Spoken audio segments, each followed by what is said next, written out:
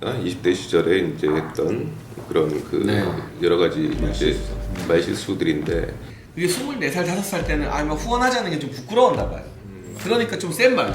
남자들은 어디 술집 좀 그만 가고 여자들은 쇼핑 좀 그만하고 후원하자. 제일 궁금해하는 게 있어요. 사실은 건이 떨어졌냐 아니면 그대로 끈이 붙어있냐. 정부나 우리 정부의 어떤 주요 인사들로부터는 여전히 굳건하고 전폭적인 신뢰를 받고 있다라는 잠시 무소속이지만 오히려 찐 보수, 찐 여당 후보다. 니 아직도 모르나? 부산, 경남, 휴대폰, 인터넷 치대 지원, 통신생활 아이가 1522-1784 바로 전해봐라. 통신의 모든 것 슬기로운 통신생활. 네, 안녕하세요. 센TV 시사임당 김대규 PD입니다. 지금 보시겠지만 하시는 분들이 좀 계실 것 같아요. 그래서 그냥 말 필요 없이 먼저 우리 인사부터 바로 시작을 하도록 하겠습니다. 우리 부산 시민들하고 수영구민들 인사부터 하시죠. 네, 안녕하세요. 이번에 수영구 국회의원 선거 무소속 기호 7번으로 뛰게 된 전 국민의힘 최고위원 장해찬입니다. 잘 부탁드립니다. 어색한데 이제 좀 이따가 보면 더 어색함이 없어지겠죠. 자, 우리 기자님. 네, 반갑습니다. 프라임 경제 서경수 기자라고 합니다. 우리 서 기자님도 되게 오랜만에 나왔다고. 예, 오랜만에 나왔어요. 그렇게 나오달라고 안 나오더니 오늘 또 장해찬 후보 딱 나온다니까 또 바로 나오시네요. 아마도 영광입니다. 네. 아마도 그랬겠죠. 자, 그래서 오늘은 뭐 제가 질문하고 하는 것보다는 우리 기자의 시선에서 많은 것들을 좀 질문했으면 좋겠는데, 바로 그러면 일단은 먼저 왜 무소속으로까지 출마를 하게 됐는지 뭐 아시는 분도 아시겠지만 그래도 그냥 언론상으로만 알게 되지 네. 실제로 이렇게 음성으로 아시는 분 별로 안 계세요. 그렇죠. 예, 한번 이게 이야기를 한번 해주시죠. 네, 아시는 것처럼 제가 국민의힘 경선을 통과해서 수영구의 국회의원 후보가 되었었는데, 과거 이제 20대 시절 철없는 말들이 부각이 되면서 공천이 취소가 됐습니다. 그리고 국민의힘에서 새로운 후보를 공천했는데, 공교롭게도 지금 수영구에 나온 민주당 후보와 국민의힘 후보 모두 수영구 출신이 아니에요. 그렇죠. 이분들이 선거 이전에는 수영구에서 하루도 살아본 적이 없는 다른 지역 분들이기 때문에, 비록 제가 공천은 취소됐지만 경선을 통해서 수영구 주민들과 당원들의 선택을 받았다는 정당성이 있고, 한 주말 사이 고민을 하는데 많은 지지자와 주민들께서 수영구의 자존심을 좀 지켜줘야 된다.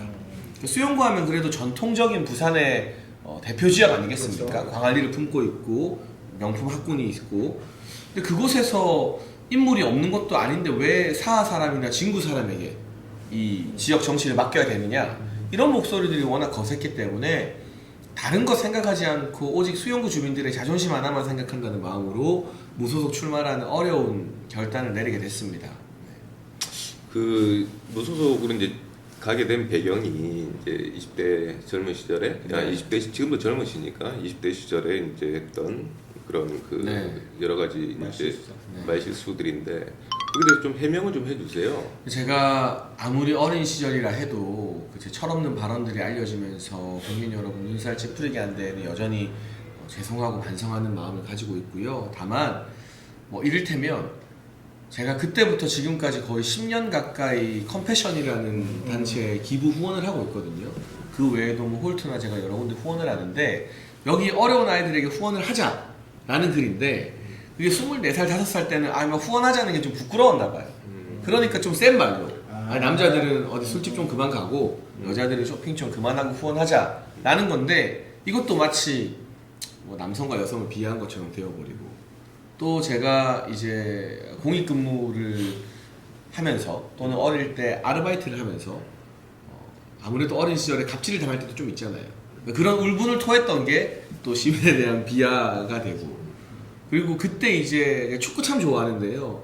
맨체스터 유나이티드에서 박지성 선수랑 같이 뛰었던 라이언 긱스라는 선수의 좀 사생활이 문제였어요. 근데 그때 어린 나이에, 아니 긱스가 사생활에 문제 있어도 훌륭한 축구 선수면 감독 같은 건 할 수 있게 해줘야 되는 거 아닌가, 이런 말을 하는데 예시로 든 단어들이 좀 과격했던 거죠. 거칠었던 거고. 그때는 제가 자유분방한 예술가였기 때문에. 근데 결코 뭐 그런 행위들을 제가 옹호하거나 하자거나 이런 차원은 아닌 어떤 비유와 표현을 쓰다 보니 좀 거칠었던 부분인데, 그 부분이 그게 이제 난교 발언이 나왔던 그렇죠. 그 과정이었네요. 보통 보면 이게 만약에 그냥 예술인이나 뭐 예를 들어 보자 음악인이고 뭐 그냥 대중 가수였으면 뭐 그냥 넘어갔을 거, 뭐 자기만의 특성이다라고 넘어갔을 텐데, 그때 또 음악을 하실 때 아니에요, 그죠? 뭐 그쵸. 이렇게 했는데 이게 정치인이다 보니 하나하나가 다 걸렸던 것 같아요. 그리고 이게 다 예전에 삭제했던 것들인데요.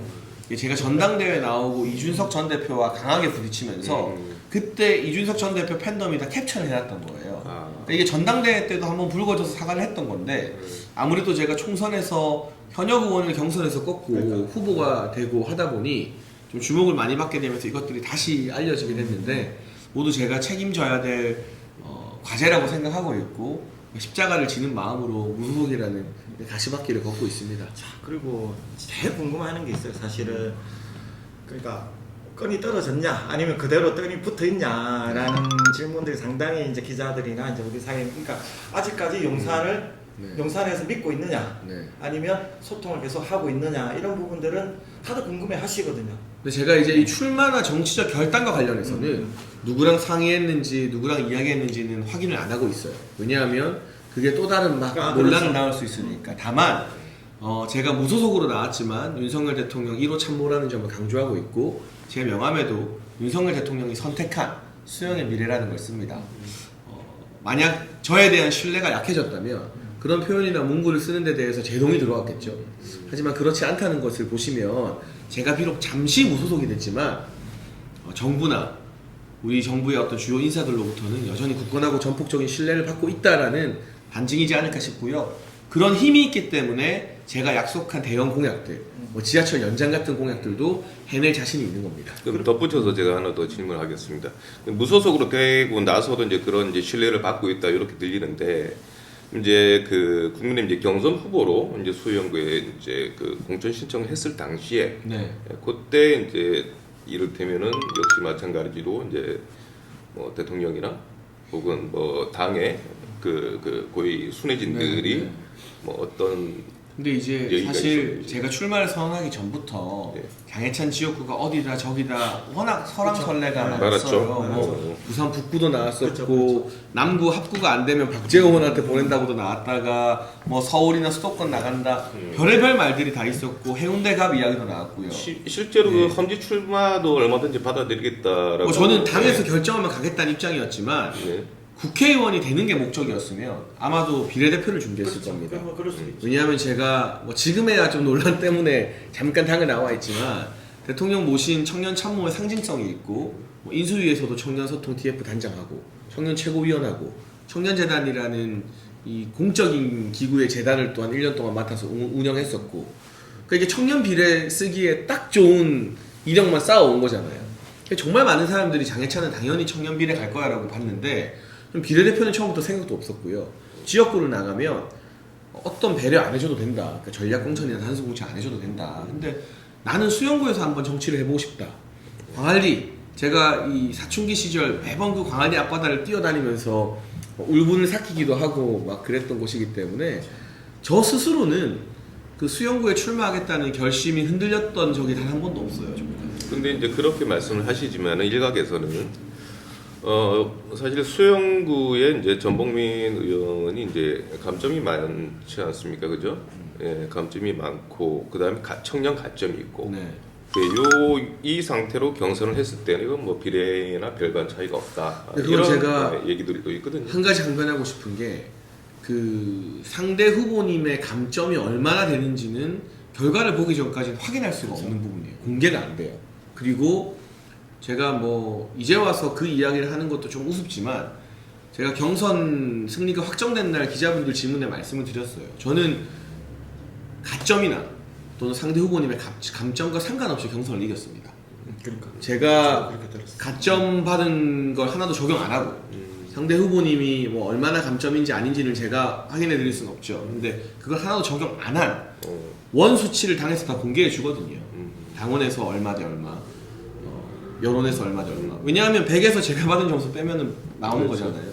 근데 그거는 가점, 감점과 상관없었기 때문에 적어도 제가 우리 당원과 주민들의 선택을 받아서 경선에서 승리한 부분을 이거는 뭐 가감점으로 만들어준 거다 이런 비판은 받고 싶지가 않습니다. 자, 어쨌든 뭐 지금이야 이제 무소속이니까. 그렇죠. 다 지나간 이야기입니다. 지나간 얘기고 그래서 좀 덧붙여서 물어보자면은 지금 공약들이 이거는 무소속 후보가 할 수 있는 공약이 아니고 또 하나 저는 왜 그 부분에 대해서 좀 더 계속 여쭤보냐면 보통은 이런 얘기를 막 하면 무소속이 하면 뭐 용산이든지 예를 들면 뭐 중앙당이든지 거기서 뭐 반론을 하든지 우리가 그럴 일이 없다든지 뭐 이렇게 세게 보통은 그렇게 세게 나오잖아요. 네. 우리가 우리 당 후보를 밀지 왜 우리가 뭐 무소속 하냐 그런 거는 말도 안 된다라고 막 항변을 할 텐데 네. 전혀 그런 게 없어요. 사실 보면은 그래서 야 진짜 뭐 방금 말씀하셨던 막 대놓고 이렇게 말은 못하지만 분명히 아직까지의 어떤 그런 소통이나 이런 부분들 되고 있다. 그 생각을 하는데 그래서 얼마 전에 그 라디오에서도 한번 그 얘기를 하셨어요. 그래서 누가 MC가 물었을 때 네. 아직도 뭐 계속 그럼 연결이 되냐라고 계속 물었더니 네. 아니라고도 이야기 안 하시고 뭐 네. 그 부분에 대해서는 뭐 네. 그냥 근데 네. 뭐 단순히 용산만 말하는 게 아니라요. 지금 제가 당에 나왔지만 당에 계신 많은 분들과도 지속적인 소통이 되고 있어요. 제가 무소속 출마한 날 정말 이름만 들으면 알만한 우리 당의 주요 국회의원들, 중진 국회의원들이 10분 넘게 다 격려 전화 주셨어요. 그리고 꼭 살아서 돌아와라. 우리는 너 응원한다. 그렇죠. 이런 말씀을 국민의힘의 뭐 초재선이나 중진 가리지 않고 뭐 수십 분 가까운 분들이 전화를 주셨기 때문에 우리 당원들도 저를 무소속이라 생각 안 할 겁니다. 혹시 그 중에서 한동훈 비대위원장도 있습니까? 아니 그 특정 개인에 대해서 제가 이렇게 언급하는 그쵸. 것은 뭐 용산이나 당이나 누군가 마찬가지로 좀 부적절한 것 같고요. 어쨌거나 무소속 출마 결단하기 전까지는 정말 왕성한 소통이 지금 당 지도부와도 있었고 무소속 출마 이후에는 우리 당의 어떤 주요 정치인, 국회의원분들의 많은 응원을 받고 있습니다.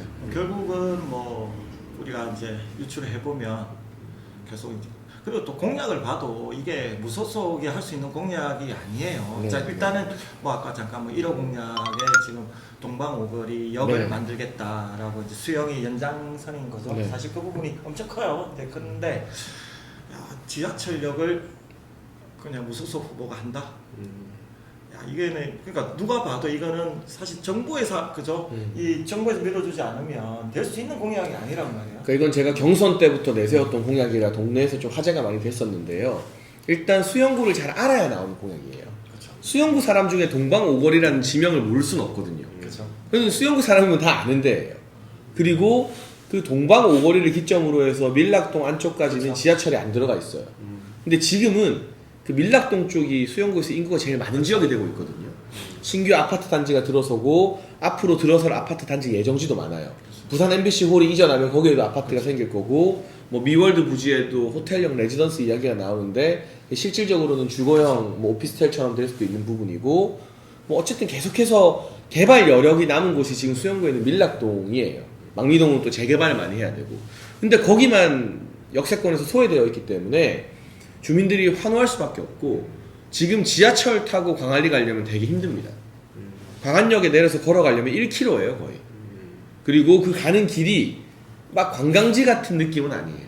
근데 동방오거리에 여기 생기면 350m면 그렇죠. 광안리가 가고 가죠. 동방오거리에서 광안리까지 가는 길에는 젊은 감성의 예쁜 카페나 레스토랑들이 막 들어서 있어요. 2층 집에 뭐 카페 있고 하는 것들.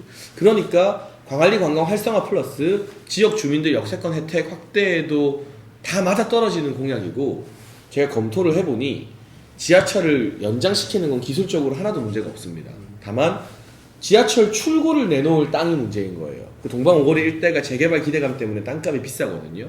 그건 어떻게 해결하느냐?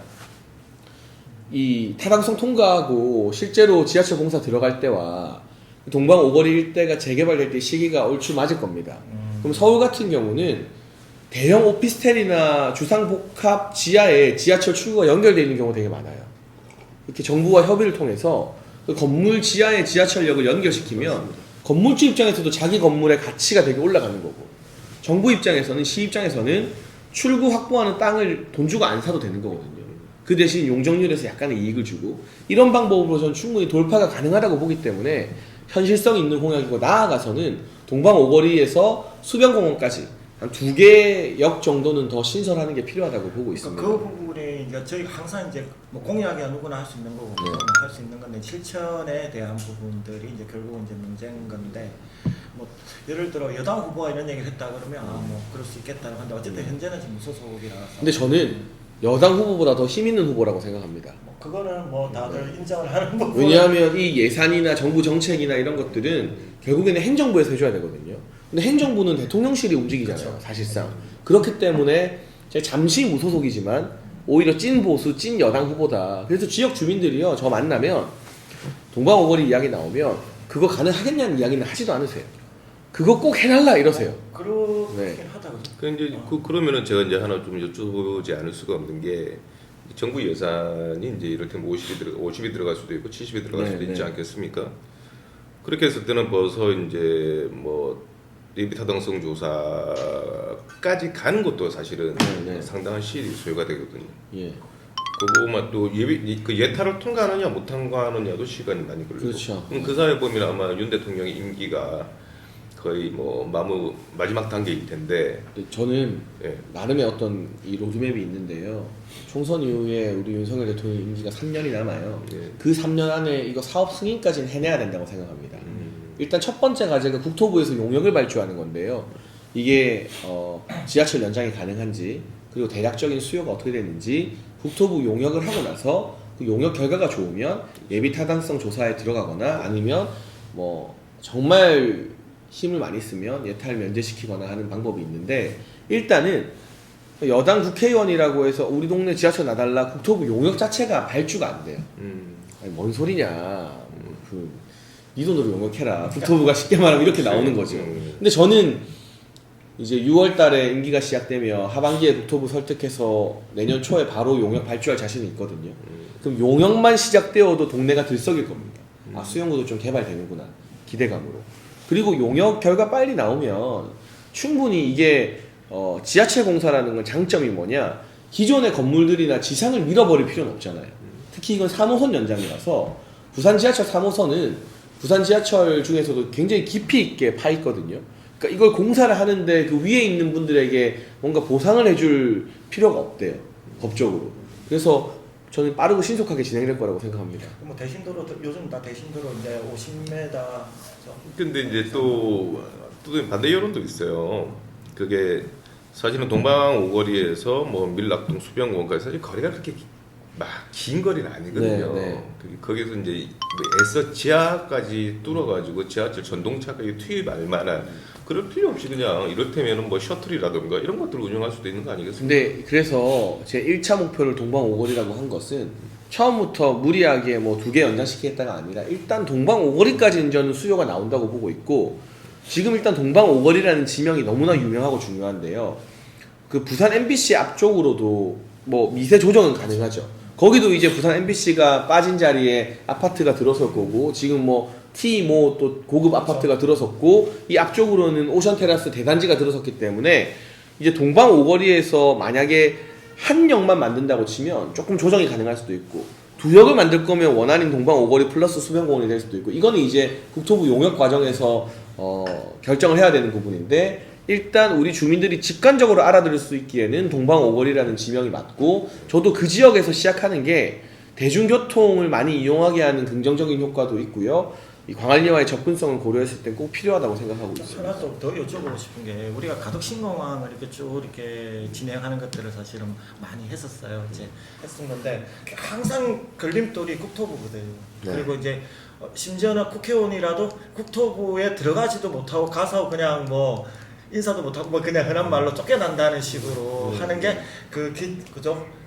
제일 큰 허들이 국토부와 기재부인데, 거기는 아예 뭐 국회의원 가도 뭐 그냥 대우도 못 받는 데가 두 군데라고 하는데, 제가 알기로 지금 국토부 장관하고도 조금 연관이 좀 있으시죠? 그러니까 제가 지금 이제 국토부 장관님보다는 이전 그렇죠. 장관이었던 원희룡 장관님과는 뭐 아주 가까운 관계고요. 그리고 기본적으로 또 각 부처에 대해서 정책을 같이 회의하는 비서관들이 대통령실에 다 포진하고 있습니다. 그러면 일반 초선 국회의원이 국토부나 기재부 들어가면 국장들한테도 쩔쩔매야 돼요. 그러니까 저도 왜냐하면 국장 정도 되면 사실상 엄청난 결재권을 가지고 있거든요. 그렇죠. 그런데 사실 많은 주민들이 장해찬에게 기대하는 것은 일반 초선 정도의 영향력이 아니라 적어도 윤석열 정부 임기 내에서는 지하철 연장이든 뭐 고등학교 유치든 뭐가 됐든 장관이랑 다이렉트로 소통해서 바로바로 패스트 트랙을 태울 수 있는 능력을 기대하시는 것 같고, 저는 그래서 4년 안에 평가받겠다고 했어요.